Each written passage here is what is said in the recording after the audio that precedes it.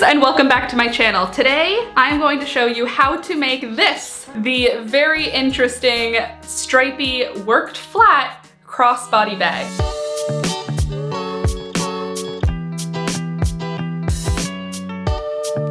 This bag is worked as one large rectangular piece. After we finish making one large rectangle, we fold the bag into a specific shape, stitching along specific seams in order to make this very cute sort of envelope style crossbody bag. I add a buttonhole and a button, as well as a long, thin strap in this tutorial to make this bag complete. So if you're interested in learning how to make this very easy, worked flat crossbody striped bag, keep watching. First things first, let's talk about what you're going to need for this project. You're going to need a crochet hook. I will be using a 4.5mm hook today. That's a US size 7. You're also going to need some yarn. I'm going to be using some wool today because I want this to felt together after I wash it a few times, and wool is going to do that perfectly. The wool I'm using is about a number 4 weight. You'll also need some scissors, as well as a yarn needle to stitch it together and to weave in your ends. Stitch markers could also be helpful here to match up corners and whatnot. I also have a tape measure,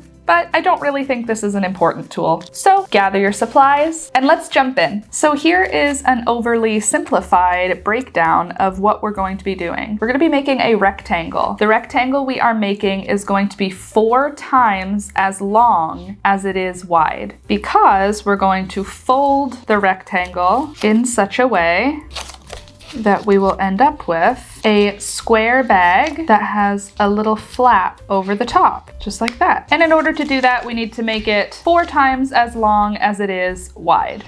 I'm going to begin with a slip knot. From here, I'm going to chain 31. 1, 2, 3, 4, 27, 28, 29, 30, and 31. And there's our initial chain. From here, I'm going to single crochet in the second chain from the hook. 1 and 2. I'll insert my hook into the stitch, yarn over and pull up a loop, yarn over and pull through both loops. Then in the next stitch, single crochet, in the next stitch, single crochet. I started with the gray yarn because I have so much of it, and I figure if I'm going to do some kind of stripes, it's good to use the gray as the base or background color, but use whatever color you have on hand. Here I am coming up to the end of that first row. I'll do my last couple of single crochets here, and here's my last one at the end of our first row. At the end of this row, you should have 30 single crochets in the row. That additional chain at the beginning, when we chained 31, ends up being the turning chain, so it doesn't count as one of our stitches. At this point, our row is about 8 inches long, so we need to keep going on this rectangle until it is 32 inches long, 8 times 4. Remember, that rectangle needs to be 4 times longer than it is wide. So here's the width at 8 inches. We're going to keep going until we hit 32 inches. I think I want to stick to single crochet because I want it to be a really dense stitch, but I'm going to change colors every once in a while. Let me show you how we're going to move up into the second row. So after our last single crochet, we will chain 1, and then turn the work over just like that. From here into the first stitch of the row, we're going to complete a single crochet, and then we're going to single crochet across. Just 1 single crochet stitch in each stitch across. Here I am coming up to the end of that second row, and I've decided I'm going to switch colors every 2 rows. I think that'll make a really nice sort of stripy pattern. So in my last single crochet stitch here, I'm going to insert the hook, yarn over, pull up a loop, then I'm going to cut my yarn here, or am I going to cut it? Maybe I don't even need to because I'm going to use the gray in between each color. Okay, cool. I don't even have to cut the yarn. So I'm going to swap in to the sort of purpley color. I'm going to finish that single crochet, the last one of the row. I'm going to finish the single crochet with the new color, just like that. Then I'm gonna chain one with the new color and turn the work around. Now I'm going to leave the gray tail because we're gonna pick up that yarn again on the next time that we switch colors. But what I'm gonna do here is I'm going to hold the purple tail along the work with me as I go, and I'm going to cover it with my single crochet stitches. So I'll insert the hook, yarn over, pull up a loop, yarn over, pull through both loops, and then over top of that tail again, insert the hook, yarn over, pull up a loop, yarn over, pull through both. And I'm going to do 2 rows of this purple color before switching back to the gray. We're probably going to have to do about 120 rows on this project to get to our 32 inches. Since our initial row is 30 stitches long, we're going to multiply that out by 4, 3, 6, 9, 12. That's 120 rows to get to that 32-inch length that we're aiming for. If it takes you fewer rows than that, or if it takes you more rows than that, just continue working until you hit that 32 inches. But I'm gonna zoom through a few rows and I'll meet you back here to show you what it's looking like and how we're going to turn this into a really cool bag. All right, it's the next day now and I am about halfway. At this point, I am right at about 20, so I still need another 12 inches of fabric. I love how the colors are working out. I did these stripes on the live stream this morning and we just sort of chatted while I worked through them, and I love how the colors are coming together. I am a little nervous that I'm going to run out of this dark blue color, but we will get to that problem when we get to it. For now, I'm just marking every 36 rows, and that's because 36 rows is where I get a square. It's where my row, I thought it was going to be 30 rows high because I have 30 stitches, but my 30 stitches is the height. If I fold it over like a triangle like this is row number 36. So I marked row 36 and then I marked the next time I hit 36 rows. So now I have 2 more sets of 36 rows before we're going to start folding and stitching the bag together. I think we might block it first, but it's going to be folded over and then we're going to be stitching that seam closed. And that'll be part of the bag right there. All right, so I just wanted to stop in to show you how it's looking. I'm going to get back to this, and once I hit, what was it, 144 rows total for me, I will come back here and then we will move on to the next step. I think I am almost finished. I think I've got almost all of the rows. I have to double count, but I think I only have 2 rows left. So let me show you how it's gonna look. We're gonna fold it like that. We're gonna fold it like that. Then we're gonna fold it like this. Oh, it's so cute. All right, so here's sort of the form of the bag. You can see I still have 2 rows left. I have 1 more blue row and then I'll be perfectly matched up, but this will be what the front of the bag looks like. And then this flap will open and close as our bag's flap, and then we'll add straps attaching here and here. So let me just power through that last 2 rows and then it's gonna be time to block this. All right, I made it to the end of my 144th row. I'm gonna pull this last piece through, cut my yarn, and now we're going to do a nice double check. I'm gonna fold it in half and then I'm gonna fold it in half again, and hopefully we will have a very nice square. Beautiful, we do. Okay, so the measurement divided by 4 is a beautiful 8 inches, and it's also 8 inches wide. This is perfect. It kind of looks like a little scarf right now, but it's not going to, because after we fold it all up and sew it, it's going to be a bag. But before we do that, we're gonna have to block this. So I'm going to soak this in the sink with warm water and some Eucalan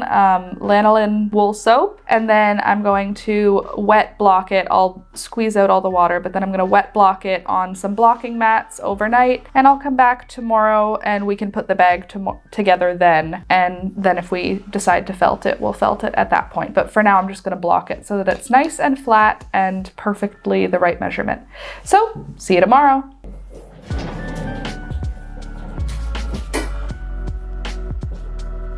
All right, it's the next day now, and here's what it's looking like. So after I blocked it, I found that it stretched to 9 inches. It was 8 inches when we started. So that way I stretched it down this way to 36 inches. So it's still like 4 9x9 squares. So it's still 4 times as long as it is wide, but that's what it's looking like. So let's unpin it and get the rest of the assembly done. Also, Rohan is just here, just hanging out. So I'll start by just unblocking the piece. All right, so now that we've got that all blocked, look how pretty those stripes look. This is going to be such a cute bag. So now we can start to assemble the actual bag. We're going to do that first by taking a corner, one of the top corners, and folding it down all the way until it is flush with that bottom line. Then we're going to take that triangle, move it over, take the remaining part of the rectangle here, and fold down the other side to meet up with the top of that triangle. There we go. So this line here, that's going to be our first seam for the bag. At this point, I'm going to mark this corner where these line up. Hold on a sec. Just like that. Right here at the gray, the edge of this gray line and the edge of this one, that's where those line up. I'm gonna mark those together with a stitch marker, and then I think I'll just mark at a halfway point and then a little closer to the middle. There, just so we can kind of see our seam. So to do up this seam, I'm going to just lay it flat. So I'm going to grab my stitch markers and lay that side down flat so we know what we're putting together. And we're going to sew this together with 2 strands. I'm going to use some thread. I know I didn't put that in the supplies list, but I just thought about it after the fact. I want my seams to be really strong. So I'm going to add a strand of polyester thread in with my wool just to add some strength, and I'm going to be putting it together, I think with maybe with the dark blue yarn. I don't have very much of it, but I think I can play yarn chicken for sewing this together. This doesn't seem like it's gonna need that much yarn, and I like the dark color as the background. So I'm going to make maybe a 5-foot strand of this 2-stranded thread and yarn combo, and then I'm going to thread up my yarn needle, and I'll zoom you in and we can get started on some blanket stitches.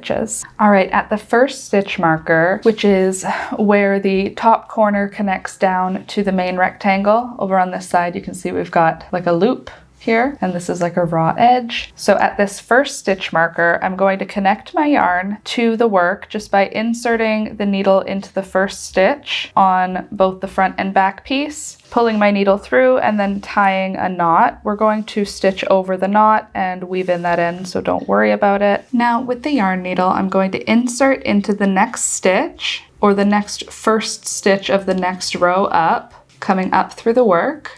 Then there's going to be a loop left behind before I pull the yarn all the way through. Here's that loop. I'm going to insert the needle down through that loop, and that creates a blanket stitch. First stitch of the next row down on the front piece, first stitch on the next row down of the back piece. We pull that through, then there's a little loop left behind. We pass the needle down through that loop and then pull that through and pull it tight to complete the blanket stitch. Then into the next stitch, first stitch of the next row down, first stitch of the next row down, pull through, little loop left behind, needle goes down through the loop and pull tight. And there's my blanket stitches, and I am going to repeat that all the way down to the corner of the work. 1 blanket stitch in the first stitch of each row all the way down. I'm going to zoom through the rest of these blanket stitches because it's just a repeat of the same. If you want a more detailed explanation of blanket stitches for crochet, I will link that in the corner now so that you can watch that and get a little bit more information. But I'm going to zoom through these blanket stitches and I will see you once I get to that bottom corner.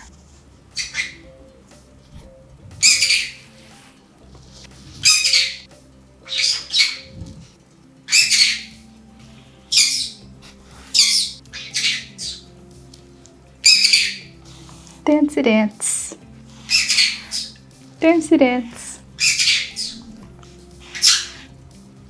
Nothing? What's up with you?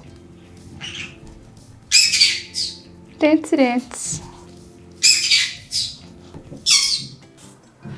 All right, I am just coming up to the end of my blanket stitch row now, and I am hopeful that it's gonna look so good. As you can see, I switched to the light gray yarn because that dark gray was like a super weak yarn and it broke really early in my seam, so I just swapped it out for the gray, and there are my blanket stitches. Now I'm going to weave this in with the sewing needle so that I end up with a really nice secure seam. There we go, now we can trim the yarn. And our first seam is done. Now at this point, you can flatten that seam back out in order to see how it looks with our bag shape again. So this is going to be the front of the bag, but it's going to be seamless. The seam will be on the inside. This is currently the inside of the bag. It's inside out. Wow, words are hard. Okay, so now that we've flattened that one out, we can sort of organize the next seam, which is going to fold over like this. And then, now just like on the last seam, I'm going to stitch marker areas together to match them up so that it's easier for me when I'm lining up my blanket stitches. I'm just going to connect at a few points along that seam. And now that I've sort of connected the seam and lined it up, I'm going to pick it up by that seam so that we can lay it out flat, just like this. And now we are going to stitch this seam together. All right, so I am going to connect my yarn again and just zoom through a whole bunch of blanket stitches. I'm going to blanket stitch all the way through this seam to connect that whole back seam together. And after I finish that very long seam of blanket stitches, I will meet you back here to show you what we are going to do next to turn this into a bag. All of a sudden, there was a Thanksgiving Day parade of mice. They were like having trumpets, they were like, and they all just started parading back and forth, like selling things, and it was like a flea market. They came out and they were like, it was insane. Like, I was like, ah! And I was like, I couldn't. On your floor? On the ground. Like, oh, Lord. Like in our clothes, like in our, it was like a messy room too. So it was like, they were just like they had like, were wearing our clothes, they were like, running around dancing, like they were just... like those Richard Scary books, remember those things where it was like they were like building, they were like in little cars. Yeah. Yes, it was insane. And I was like screaming, I was like, this is fucking disgusting. And NYU was like, you gotta get out. Yeah. They were like, be quiet and get out. So... All right, so now I've finished the whole back seam. So the front seam and the back seam are both finished at this point, and now we're going to turn it inside or outside in. We're going to turn it inside out now. All right, so the main part of our project is finished. We've now sewn the main shape together. This will be the flap over the top of the bag. We will attach the straps here and here, so that we've got a little bit of a slouch sort of happening in the middle there. That's what I'm looking for. But first, let's do some crochet around this open end here, just to sort of create some kind of continuity around the outside. So I'm going to start by connecting the yarn right here at the front and center of the bag. I'm gonna connect by inserting the hook at that middle stitch, and then taking my gray yarn and pulling up a loop, and then doing a chain one with both the tail and the working yarn. Then I'll drop the tail, and then into that following stitch, I'm going to do a single crochet. It's gonna be a little bit snug here because this is right by the seam, and there we go. And from here, I am just going to single crochet one time in each stitch all the way to the next seam. And I will meet you at the spot where the next seam connects to show you how we're gonna get over it and how we're gonna get around this bag top. All right, here I am where the last stripe of gray is going to meet where we've got a seam. So I did my last single crochet here. I'm gonna skip the spot where they're connected, and I'm gonna work immediately into the first single crochet in the blue stripe, just like that. So there is a little hole here, but I'm tightening this single crochet down, which is closing up that hole. And then I will continue to single crochet down the blue stripe until I get to the corner, and I will meet you at the corner to show you what we're gonna do there to make a little space for a buttonhole. All right, I've made it to that top corner, and now I'm gonna put my last stitch into that corner stitch, my last single crochet here, and then I'm going to chain maybe 10. I don't know what button I'm gonna use yet. Is it gonna be big or small? Let's start with a chain of 10. 1, 2, 9, and 10. Now into that same corner stitch, I'm gonna put another single crochet. So I have single crochet, chain 10, single crochet, all coming out of that same corner stitch, and there's our buttonhole now. And now I'm going to go down the side of this row with single crochets, and then I'm going to crochet over the next, oh, there is no next seam. So I'm just gonna crochet all the way down this until I hit the corner where we started, and I will meet you at that corner to show you what we're going to do next to finish off this edge. All right, I've made it back to where I started my round. I'm gonna put my last single crochet in, and you can see we've got this nice border around our edge now. But to finish off the border, I wanna do a round of slip stitches. So that's just gonna thicken up our edge. Hopefully I have enough yarn, and I'm not gonna lose that yarn chicken, but I'm just going to zoom my way around the exact same round. In each one of those single crochets, I'm just gonna put a slip stitch in, and what you'll see is that's gonna thicken up the edge and create a nice little decorative sort of look to the edge of the work. I'll see you once I finish this round of slip stitches. All right, I'm just coming up to the end of that round of slip stitches, and I am feeling pretty good about this. I'm feeling like the bag's a little bigger than I want it to be. So I think I'm gonna try and felt it. And I think it's going to go perfectly well, and everything is going to go totally smoothly. My big beautiful plan is that I'm going to cut out a piece of cardboard the size that I want the bag to be. I'm gonna put that piece of cardboard inside of a Ziploc bag, seal the Ziploc bag, put that piece inside of here so that I don't accidentally felt the fabric together. And then I'm gonna do the felting process, which is like hot water and soap, I think. I'm gonna Google it. I'm sure I'll be able to find it. But I am done with this part of the crochet. So I'm gonna pull that through, I'm gonna do the felting off camera, and while we wait for the bag to dry, let's make the strap. Okay, so I had a think, and I've decided I'm gonna go with a shorter strap, but I think I'm gonna make it long with the ability to tie it shorter so that I can wear it as a crossbody bag. But I kind of want it to hang like this, so I want the strap to be short enough that it slouches that way. And I've decided I wanna go for a thin strap, and I'm thinking I wanna do a braid. To do that, I'm going to create a long chain. Unfortunately, I am nearly out of the dark gray yarn, so I'm going to do it in the purple yarn, but because wool is not particularly strong, I'm gonna double up with some cotton yarn that I have on hand. It is black, but I think it's gonna be fine with our dark gray and the stripes. So I'm going to create a crazy long chain now. I'm not even gonna count because it's gonna be, I don't know, probably like 12 feet of chain, because I'm gonna do a 4-strand braid and I want it to be like 3 feet long, so 3, 6, 9, 12. But maybe I should do 24 so that each strand in my 4-strand braid is actually 2 strands so that it's a thicker braid. We'll see how much I can do. I'm gonna just crochet the longest chain you've ever seen, and then we'll go from there. All right, I've just finished a very, very, very long chain. Here's how long mine is. I'm gonna fold my chain in half, and then I'm gonna fold it in half again so that I have 4 strands that are all the same length.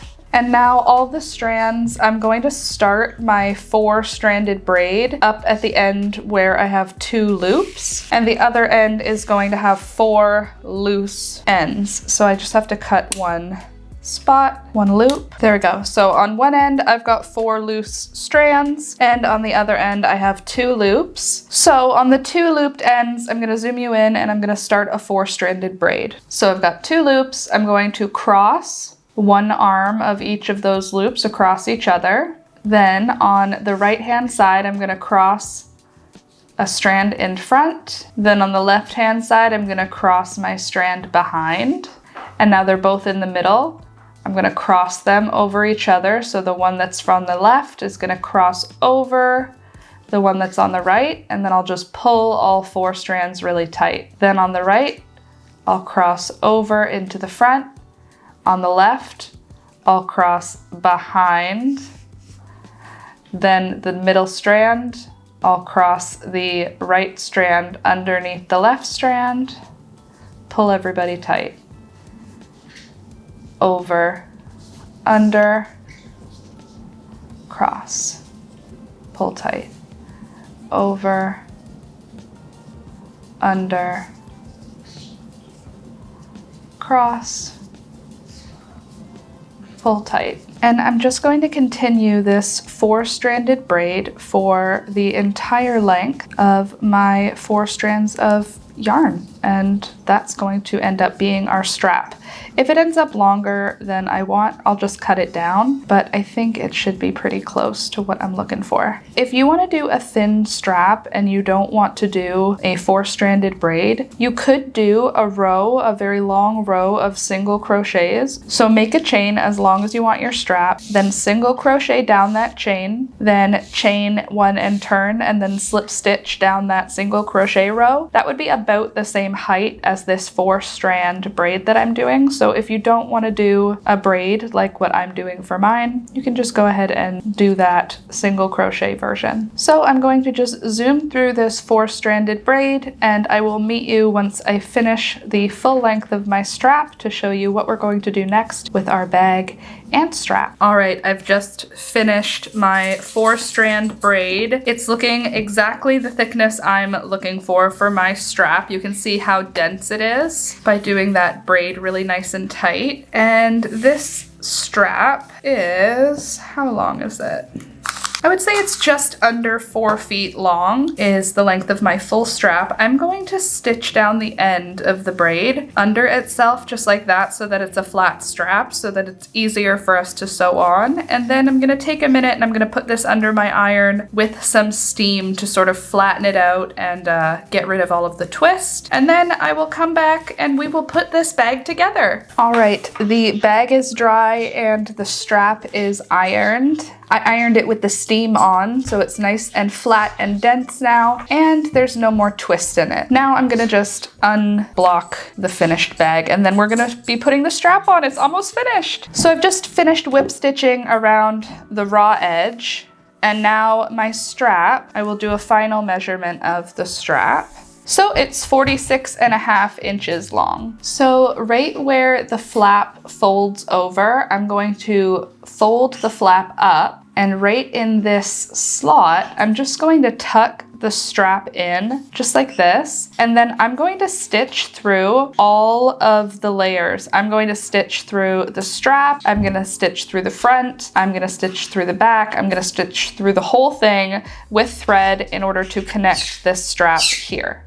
Okay, so now that that first strap is on, I'm going to make sure the strap stays untwisted, and I'm gonna get the other end, and I'm gonna do the exact same thing on the other side. I'm gonna tuck it in to the side, down about 1 inch, and then I'm gonna stitch through all 3 layers for the other side of the strap. Okay, the strap is on. It looks so cute. It just needs a button now. So I am going to go into my stash and find a button that's going to fit this buttonhole perfectly. Okay, so the buttons that I'm kind of torn between are these guys. I love this one so much because it's like so shiny, but it kind of looks like mother of pearl. So I do love that one, but I feel like, is it too bright? Should we go with something a little bit more like muted? Because that one kind of looks nice, but I really do like that one. Maybe we do go with that one just because I like it, which means I'll use it more.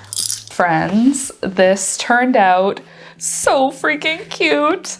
Ta-da! It's finished. We have straps, we have a button. The buttonhole is perfectly sized for that button. We've got a huge amount of space inside this bag because it turned out to be gigantic. I'm gonna give you the final measurement of my bag across is just about 13 inches across by just about 13 inches tall. It's a pretty good sized bag. It's flat, so when you actually fill it out with stuff, it's not going to be huge, but it feels big. And the strap is perfect. I love the thickness of it. That braid made for a perfect thickness, and by pressing it under the steam on the iron, it created a really nice even rectangle, and it looks so perfect with the bag. Even though it's black, which doesn't match the rest of the straps, I think it looks just fine and is totally not like clashing. I mean, the whole thing clashes. That's kind of the vibe. The button was a perfect choice. I love this button. It's one of my grandmother's vintage buttons. So thank you for that one, Grandma. But what do you think? Do you like the bag? Here's what it looks like kind of with stuff in it and hanging, so you can see kind of the way it actually will look as a bag, because right now it just sort of looks like a pillowcase, which, by the way, I was thinking about it. If you didn't add the strap to this bag, you could just like stuff it with fabric and then close it up, and it's like a pet bed or a pillow. Because if you flip this over, if it doesn't have a strap, it's just a square. So you could have this as like an animal bed or as a throw pillow, but with the strap on it, obviously, and the button, it's a bag. So yeah, check out these shots of it sort of hanging. I do think I'm going to get some good use out of this because it has some good size to it. I think it'll fit my bullet journal and my phone and all the things. And friends, that is it for today's tutorial. I really hope you enjoyed this one with the crocheted stripy bag. I really hope you'll give it a shot too, because it is so simple. Adding the button and the buttonhole makes it so fun and like a little bit more whimsical, I find. I love the braided strap, and I really think you should give this one a shot. It holds quite a lot. It's a big, deep bag, and I've used it quite a few times since finishing it, and I've been really enjoying it. But thank you so much for watching. If you liked this video, please don't forget to give it a thumbs up. It really helps the channel. It's the best way for the algorithm gods to bestow good fortune upon us. So please click the thumbs up button if you liked the video, and subscribe if you're new, because I put out a new tutorial every Tuesday, and then Monday, Wednesday, and Friday from 9 a.m. until 12 p.m. I live stream here on YouTube. So come down to this channel Monday, Tuesday, Wednesday, and Friday, and there will be new content here for you. All right, friends, that's all I've got for you today. Like I said, I hope you enjoyed, and I'll see you next time. Bye!